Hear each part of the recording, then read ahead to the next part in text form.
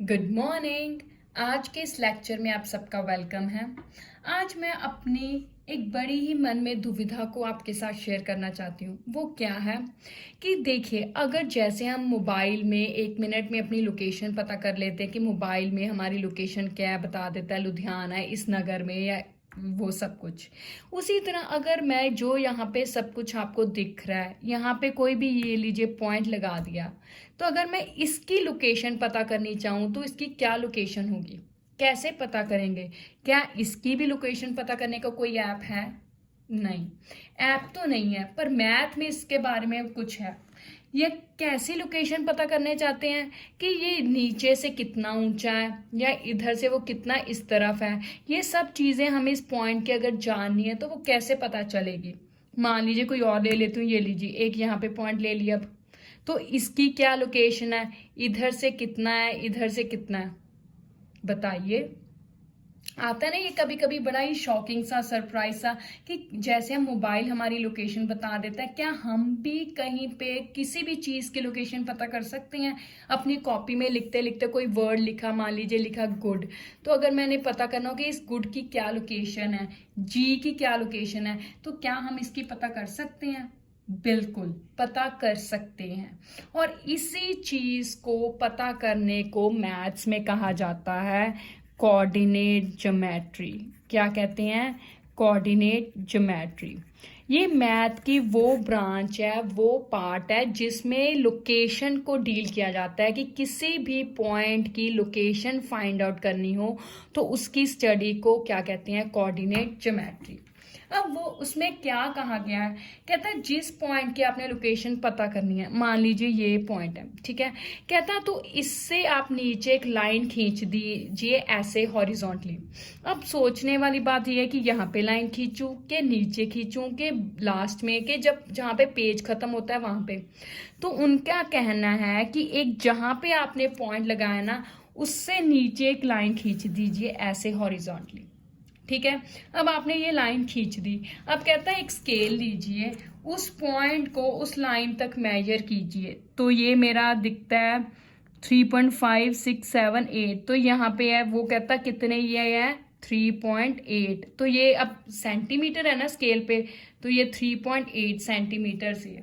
अब हमें ये तो पता चल गया कि ये पॉइंट नीचे से कितना है 3.8, पर इस तरफ से कितना है ये तो पता ही नहीं चला, अभी तक नहीं पता चला ना। तो कहता अगर आपने इस तरफ वाली भी पता करनी है तो यहाँ पे एक और लाइन खींच दीजिए इस तरह से। ये लीजिए मैंने खींच दी। अब कहता आप इसको ऐसे पता कर सकते हैं, ठीक है, ऐसे करके। पर सोचने वाली बात ये है कि क्या हर पॉइंट कैसे पता कर सकते हैं? और अगर ये 3.8 सेंटीमीटर है तो फिर 1 2 3 इस तरफ है कि इस तरफ है? उसी तरह जो इसकी वैल्यू है ये कहाँ से शुरू हो रही है, इसकी वैल्यू यहाँ से कि ऊपर से? सोचने वाली बात है ना। तो वो कहता, उन्होंने क्या, जो हमारे मैथमेटिशियंस हैं उन्होंने क्या कंसेप्ट दिया, वो कहते जहां पे ये दो लाइंस मीट करती हैं, यहाँ पे दोनों कट करती है ना, उसको आप जीरो मान लीजिए, जीरो। ठीक है, और इसे क्या कहते हैं? ओरिजिन बोलते हैं। ओरिजिन मतलब जहां से किसी भी चीज के डिस्टेंस को मेजर किया जाता है, शुरुआत की जाती है। अब हमने यहां से की ना लाइन, तो इसका मतलब ये ओरिजिन है जहां से इसका डिस्टेंस मेजर किया जाएगा, स्टार्टिंग पॉइंट है। ठीक है, और इसको क्या कहा उन्होंने? जीरो। ओरिजिन के क्या बताया उन्होंने? Distance zero. ठीक है, अब वो कहता है ये दो लाइंस का क्या करें हम? तो दो लाइंस का उन्होंने कहा कि इस लाइन को उन्होंने नाम दिया एक्स, क्योंकि ये एक लाइन है तो इसे बोला एक्स एक्सिस। ठीक है, और ये जो लाइन है जो इस लाइन के परपेंडिकुलर, परपेंडिकुलर का मतलब 90 डिग्री का एंगल बना रही है, तो इस लाइन को उन्होंने नाम दिया वाई एक्सिस। इस हॉरिजॉन्टल लाइन को एक्स एक्सिस का नाम दिया गया, इस लाइन को वर्टिकली को वाई एक्सिस का नाम दिया गया। अब दोनों एक्सिस है तो इसे उन्होंने कहा, दोनों को इकट्ठा अगर कहना हो तो क्या कहेंगे? कोऑर्डिनेट एक्सिस, या कहते हैं हम कार्टेशियन एक्सिस। स्पेलिंग है कार्टेशियन एक्सिस। अलग अलग हो तो एक्स एक्सिस ये, वाई एक्सिस ये, पर अगर इकट्ठा कहना हो तो कोऑर्डिनेट एक्सिस या कार्टेशियन एक्सिस। क्योंकि कोऑर्डिनेट ज्योमेट्री से है ना, इसीलिए से कोऑर्डिनेट एक्सिस। अब ये जो सारा सरफेस है, ये पेपर है मेरे पास, एक शीट है ना, तो इस शीट को एक सरफेस बोलते हैं। क्या बोलते हैं सरफेस को? एक बोलते हैं प्लेन, यही बोलते हैं हम, है ना, एक सरफेस या प्लेन। तो जिस पर ये कोऑर्डिनेट एक्सिस बनी हो उन्हें बोलते हैं कोऑर्डिनेट प्लेन। क्या बोलते हैं? कोऑर्डिनेट प्लेन या फिर कार्टेशियन प्लेन। अगर कार्टेशियन एक्सिस बोलेंगे तो उसके लिए कार्टेशियन प्लेन, अगर कोऑर्डिनेट एक्सिस बोलेंगे तो उसके लिए कोऑर्डिनेट प्लेन। अब आपको ये चीजें पता चल गई कि कोऑर्डिनेट एक्सिस किसे कहते हैं? एक लाइन हॉरिजॉन्टली, एक लाइन वर्टिकली। हॉरिजॉन्टल को एक्स एक्सिस, वर्टिकली को वाई एक्सिस। ठीक है, अब आपने ये देखा कि ये दोनों लाइनों ने पूरे कोऑर्डिनेट प्लेन को 4 हिस्सों में बांट दिया। ये पहला हिस्सा, ठीक है, ये दूसरा हिस्सा हो गया सारा, ये तीसरा हिस्सा हो गया, और ये कौन सा हिस्सा हो गया? चौथा हिस्सा हो गया ना। तो ये 4 हिस्से हैं ना, 1/4 पार्ट हो गया ना। तो 1/4 को क्या बोलते हैं इंग्लिश में? क्वाड्रेंट। क्या बोलते हैं? क्वाड्रेंट। तो ये फर्स्ट क्वाड्रेंट, ये सेकंड क्वाड्रेंट, ये थर्ड क्वाड्रेंट, और ये क्या है? Fourth quadrant. क्वाड्रेंट का मतलब किसी भी चीज का 1/4 हिस्सा। तो ये पहला 1/4, ये दूसरा, ये तीसरा, ये चौथा। अब सोचने वाली बात ये है कि क्या सिर्फ पॉइंट की वैल्यू पॉजिटिव ही हो सकती है?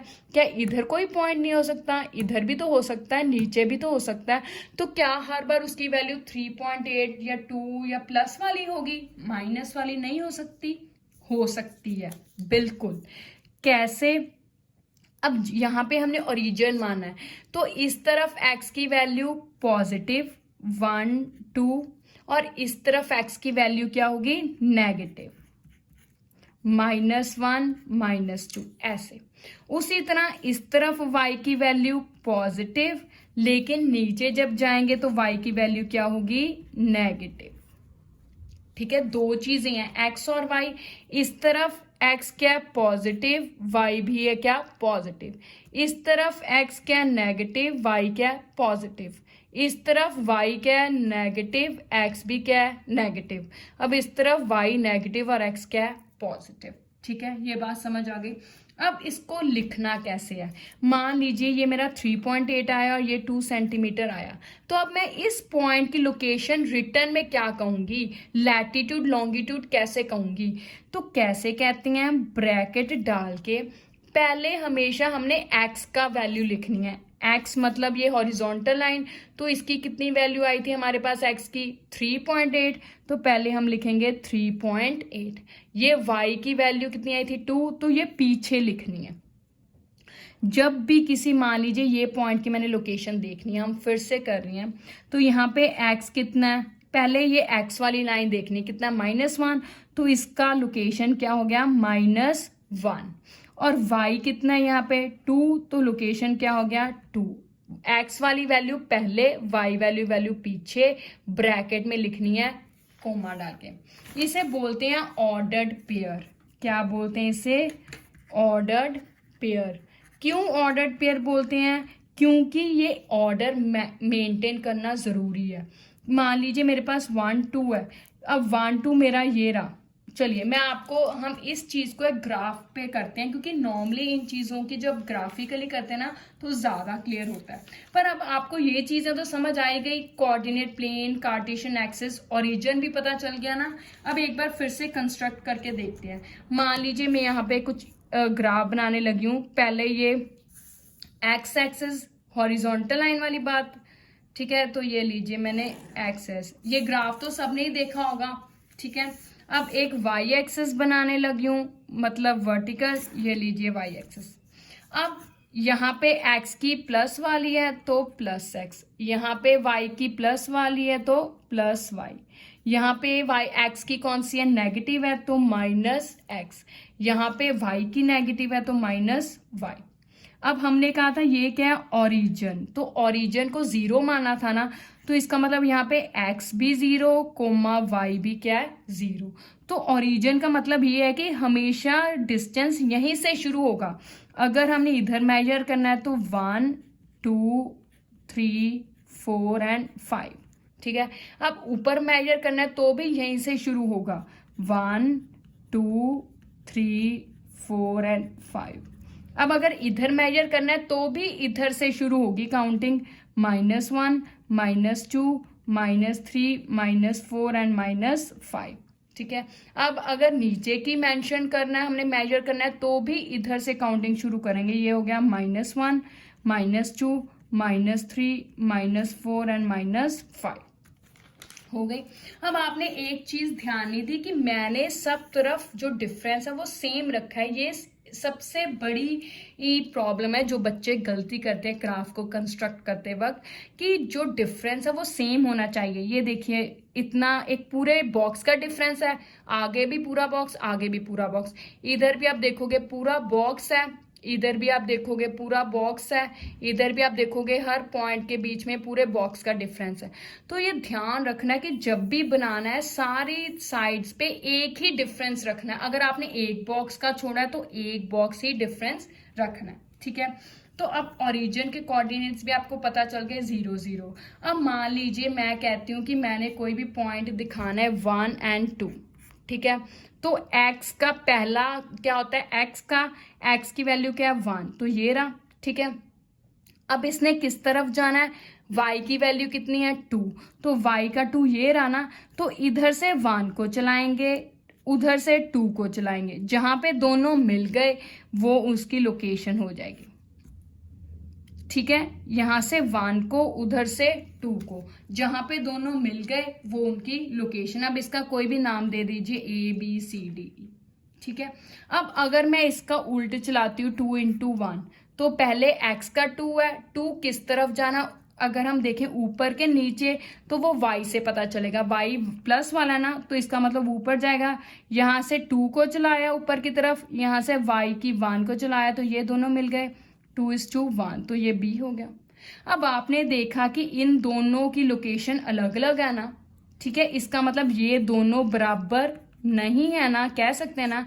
तो इसका मतलब ये ऑर्डर्ड पेयर है। ऑर्डर मतलब कि अगर हमने ऑर्डर चेंज कर दिया, ऑर्डर का मतलब कि जो चीज पहले लिखी है उसको दूसरी बार पीछे लिखा, और जो दूसरी लिखी थी उसको पहले लिख दिया, तो भी सेम आए। पर यहाँ पे तो सेम नहीं आया, लोकेशन अलग अलग आई है। तो इसका मतलब इनका ऑर्डर का ध्यान रखना जरूरी है। 1 को 2 किया तो 2 को 1 नहीं कर सकते। अगर दोनों की वैल्यूज सेम है, 1 1 है, तो सेम हो सकता है, क्योंकि फिर 1 1 का मतलब तो सेम ही रहेगा, है ना। तो चलिए, अब आपने ऑर्डर्ड पेयर भी समझ लिया कि ऑर्डर पेयर क्यों कहते हैं, क्योंकि अगर हमने टर्म्स को इंटरचेंज कर दिया, उनकी प्लेस बदल दी, तो वो सेम लोकेशन नहीं रहती, ठीक है। अब जिस तरह आपका नाम है या मेरा नाम है, उसी तरह x की वैल्यूज और y की वैल्यूज का भी नाम है। क्या, x की वैल्यू को बोलते हैं एब्सिस्सा और y की वैल्यू को बोलते हैं ऑर्डिनेट। क्या बोलते हैं, ऑर्डिनेट।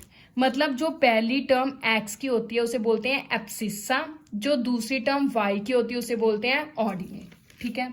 अब हमने इसको दिखाना है। यहाँ पे कोई भी क्वेश्चन आया, मान लीजिए मेरे पास एक क्वेश्चन है, मैं देती हूँ। मान लीजिए उन्होंने कहा है अब इसको दिखाइए -2 4 और 3 -1 -1 × 0 0 × -5। ये पॉइंट्स उसने क्या, प्लॉट कीजिए, ठीक है। Plot points on graph paper. Graph paper तो है ही है। अब कहता है इस पर ये सारे पॉइंट्स प्लॉट कीजिए। तो पहले x की टर्म है, x की कितनी है, -2 है। अब x की, ये x की लाइन है, -2 ये रहा। अब इसने ऊपर की ओर जाना है कि नीचे की ओर, वो y से पता चलेगा। y का कितना है 4, वो ऊपर है ना, तो इधर से -2 को चलाएंगे कहाँ तक, 4 तक, ठीक है। उधर से 4 को चलाएंगे किस तरफ, -2 की लाइन की तरफ, जहां पे दोनों मिल गए वो उसका नाम हो गया, उसकी लोकेशन हो गई -2 × 4। लिखते वक्त पहले x का एब्सिस्सा, दूसरे y का ऑर्डिनेट। अब आगे 3:1 है, तो x का 3, y का -1 नीचे की तरफ है, तो इसका मतलब 3 की वैल्यू नीचे की तरफ दिखाएंगे, ये रहा, और इधर y की -1 चलाएंगे, ये यहाँ पे मिल गए, तो ये रहा इनका पॉइंट। और क्या है, -1 एंड 0, ठीक है। अब x की -1 है, ये रहा x का -1, ठीक है। अब y का तो 0 है, 0 तो यही रहा है ना, अगर ऊपर नीचे होता तो हम ऊपर नीचे चलाते, पर 0 तो यही लाइन पे ही है ना -1 की, तो 0 दिखाना नहीं, सिर्फ जो टर्म x की उसी पे लिख देना, -1, 0। इसका मतलब वो 0 वाली उसी लाइन पे ही आ जाएगी, ठीक है। अब अगर ये है, यहाँ पे x 0 है, तो y की वैल्यू -5, ये रही ना, x 0 तो यही है, तो इसको यहाँ पे चलाना नहीं, बस जहां पे जिसकी वैल्यू दी है 0 को छोड़ देना है, जिसकी वैल्यू दी है वहीं पे पॉइंट लगा देना है, पर लिखते वक्त 0 लिखना है, लिखते वक्त नहीं छोड़ना, लिखते वक्त उसको लिखना है 0, पर दिखाने वक्त उस 0 को छोड़ देना है, जो वैल्यू दी है उसको दिखाना है, ठीक है। अब समझ आ गई। मान लीजिए उसने कहा है 5 एंड 0, ठीक है। अब x की 5 है, y की 0, तो 0 वाली टर्म हमने छोड़ देनी है, x की 5 है ना, तो 5x की ये रहा ना, तो उसी वहीं पे दिखा देना है, पर लिखते वक्त हमने 0 दिखाना है। तो इसका मतलब एक चीज हुई कि अगर कोई भी 0 हुई तो वो उसी लाइन पर आती है, अगर x वाली टर्म 0 है तो वो y की लाइन पे आती है, यहाँ पे x वाली टर्म 0 है ना, तो y वाली लाइन पे आ रहा है ना पॉइंट, अगर y वाली 0 है तो वो किस लाइन पे आ रहा है, x वाली पे। इसका मतलब उलट हो गया कि जो टर्म 0 होगी वो अपने से उल्ट वाली लाइन पे शो होगी, अगर x वाली टर्म 0 है तो वो उल्ट y के लाइन पे पॉइंट शो होगा, अगर y वाली टर्म 0 है तो वो इसके उलट x की लाइन में शो होगा, ठीक है। अब आपको समझ आ गया, अब तो बिल्कुल क्लियर हो गया होगा। अब ऐसा ही एक और क्वेश्चन कर लेते हैं, ठीक है, फिर आपको प्रॉपर क्लियर हो जाएगा। वो है next question, plot points on a graph paper. क्या है, उन्होंने ऐसे बना के दिया है, x y -2 5 0 -1.3 1.2 एंड 4, ये है, ठीक है। अब पॉइंट्स वाली है, तो सबसे पहले ये टेबल के फॉर्म में दिया है, तो x की सबसे बड़ी टर्म, पहले हम लाइंस बना लें, ठीक है। ये लीजिए, ये y लाइन बन गई और ये बन गई मेरे पास x लाइन, ठीक है। अब इधर लिखते वक्त ये +x और ये +y, ये -x और ये -y। अब हमने ये ओरिजिन है, ठीक है। अब इधर यहाँ पे x की पॉजिटिव वाली है, तो पॉजिटिव वाली ये x लिखा है ना, तो इसकी ही लाइन में देखो कि पॉजिटिव वाली x की कितनी 1.2 है ना, तो इसका मतलब सिर्फ हम 2 तक लिखे तो हमें बहुत है, ठीक है। अब x की नेगेटिव वाली कितनी है, -2, तो नेगेटिव वाली साइड सिर्फ हमें -2 तक काउंटिंग लिखनी है, ठीक है। अब y की पॉजिटिव वाली, ये y है, तो y की लाइन में पॉजिटिव वाली कितनी है, 5 है सबसे बड़ी, तो 5 तक काउंटिंग लिखनी है, 1 2 3 4 एंड 5। आप फिर से देखिए, मैं सिर्फ सेम डिफरेंस रख रही हूँ, 1 बॉक्स 1 बॉक्स 1 बॉक्स, सारी तरफ सेम डिफरेंस, हर पॉइंट में सेम डिफरेंस है। अब y की नेगेटिव वाली -1.3, मतलब -1.3 1 और 2 के बीच में आएगा, तो 2 तक लिख ली।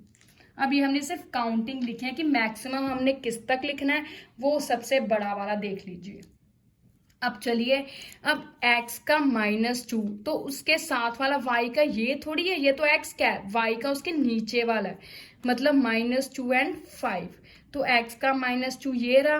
अब इसने किस तरफ जाना है, y के 5 की तरफ, 5 ऊपर है ना, तो चलिए इस तरफ 5 की तरफ इसको लेके चले, और 5 ने किस तरफ जाना, अपने 2 की तरफ, तो जहां पे दोनों मिल गए ये इसका नाम दे दिया a, ठीक है। अब x 0 है तो इसको तो छोड़ दिए, y कितना -1.3, अब 1 माइनस वाली टर्म y के नीचे आएगी और 1.3 1 और 2 के बीच में आएगा, तो 1 से ज्यादा कितने पॉइंट लेने हैं, 3, तो 3 लाइंस काउंट करेंगे, ये 1 है, 1 2 एंड 3, तो यहाँ पे आ गया, लिखने वक्त 0 लिखना है, -1.3, तो ये हो गया हमारा।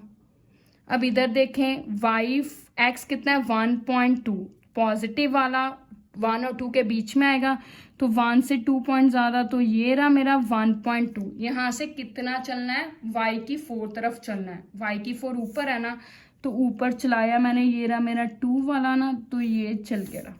अब यहाँ पे 4, इधर से 4 चलेगा, तो जहाँ पे दोनों मिल गए 1.2 एंड 4, इसको नाम b दे दीजिए, इसको c हो गया। और यहाँ पे ये भी लिख सकते हैं कि -2 एंड 5 कौन से क्वाड्रेंट में शो हो रहा है, सेकंड, तो लाइज इन सेकंड क्वाड्रेंट। ठीक है। अब दूसरा पॉइंट 0 एंड -1.3 कहाँ पे शो हो रहा है, वो किसी क्वाड्रेंट में नहीं शो हो रहा, लाइन पे शो हो रहा है। किसकी लाइन है, y की, तो लिखेंगे लाइज ऑन y एक्सिस। ठीक है। अब थर्ड है 1.2 एंड 4, वो कहाँ शो हो रहा है, फर्स्ट क्वाड्रेंट, ये first second third and fourth, तो फर्स्ट क्वाड्रेंट में लाइज इन फर्स्ट क्वाड्रेंट। अगर कोई पॉइंट एक्स एक्सिस पे होता तो हम लिखते कि लाइज ऑन एक्स एक्सिस। ठीक है, अब आपको ये क्लियर हो गया होगा। अब हमने एक लास्ट क्वेश्चन और करना है, वो उन्होंने ये बनाकर दिया हुआ है। अब कहता आप इसके क्वेश्चंस के आंसर दीजिए। क्वेश्चन क्या है, find coordinates of A B C D E. वो कहता है ए बी सी डी ई के कोऑर्डिनेट्स आप हमें फाइंड करके दीजिए। ये सब बना हुआ है। तो ए का कोऑर्डिनेट्स कैसे फाइंड आउट करते हैं, पहले एक्स की फिर पीछे वाई की। अब एक्स कितना है, यहाँ से एक्स की ये लाइन है ना, तो एक्स कितना है यहाँ पे देखें, एक एक्स 3 है, तो इसका मतलब एक एक्स कितना है 3। अब y की ये लाइन है, तो y एक कितना है 4 पर जा रहा है, तो ये हो गया 4, तो a कितना हो गया 3,4। अब ऐसे b का देखें, b का पहले x नीचे की तरफ -3 है, तो ये रहा -3। अब इस तरफ y की तरफ देखें तो b का y कितने पर मिल रहा है 2 पर, तो ये रहा 2, हो गया ना।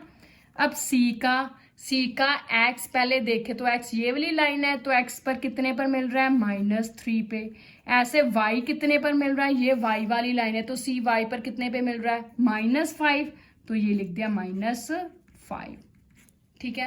अब कहता है d की बारी है, d x की लाइन में कितने पे मिल रहा है 2 पे, तो लिखा यहाँ पे 2, और y पे कितने पे मिल रहा है -4 पे, तो ये रहा -4। ठीक है। अब कहता है ई बताओ, ई ये रहा। अब ई यहाँ पे मिल रहा है, तो यहाँ पे x कितना है -2 है। ठीक है। अब यहाँ पे x कितना -2, अब y तो हुआ ही नहीं, ना ऊपर गया ना नीचे गया, वही खड़ा है ना, तो y का कितना हो गया, इसका मतलब 0, तो ई क्या हो गया -2 × 0, है ना इजी। अब आगे वो, ये तो फर्स्ट पार्ट था। अब सेकंड पार्ट का क्या कहता है, एब्सिस ऑफ डी। तो d का एब्सिसा, मतलब एब्सिसा का मतलब क्या है, यस x वैल्यू। एब्सिसा किसे बोलते हैं, x की वैल्यू को। अब d की x की वैल्यू कितनी है 2, तो इसका मतलब इसका आंसर कितना आ गया 2। थर्ड है ऑर्डिनेट ऑफ b। ऑर्डिनेट किसे बोलते हैं, y को, वेरी गुड। y की वैल्यू को क्या बोलते हैं, ऑर्डिनेट। तो b की y कितनी है 2, तो ये भी आंसर कितना आ गया 2, है ना इजी। अब आपने इनसे रिलेटेड, ग्राफ से रिलेटेड क्वेश्चंस करने हैं ताकि आपकी प्रैक्टिस हो, क्योंकि ये बहुत स्कोरिंग है। ये 8th 9th 10th में ग्राफ के क्वेश्चंस बहुत स्कोरिंग है और आपके मार्क्स अच्छे आ सकते हैं। ठीक है, प्रैक्टिस कीजिएगा। Thank you, have a nice day.